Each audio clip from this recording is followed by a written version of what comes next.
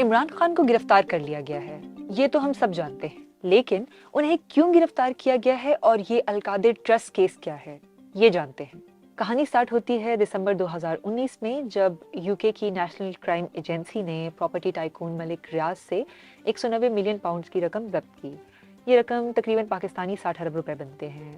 انہوں نے یہ رقم پاکستانی حکومت کے اکاؤنٹ میں بھیجی۔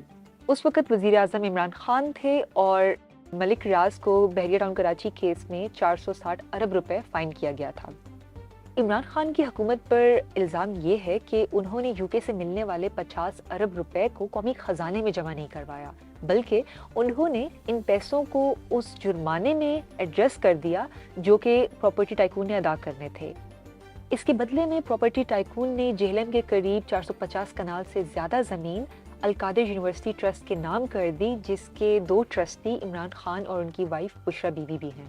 تو سوال یہ ہے کہ اب آگے کیا ہوگا؟ نیب کے کچھ قوانین کو حال ہی میں تھوڑا سا چینج کیا گیا تھا، جس کے مطابق فزیکل ریمانڈ 90 دن کی بجائے اب 14 دن کے لیے ہو سکتا ہے۔ یعنی انویسٹیگیشن کے لیے عمران خان کو نیب 14 دن تک اپنے پاس رکھ سکتی ہے۔ عمران خان کا میڈیکل ایگزامینیشن ہو چکا ہے اور اب نیب عدالت سے اجازت لے گی کہ وہ ان کا فزیکل ریمانڈ کر سکے۔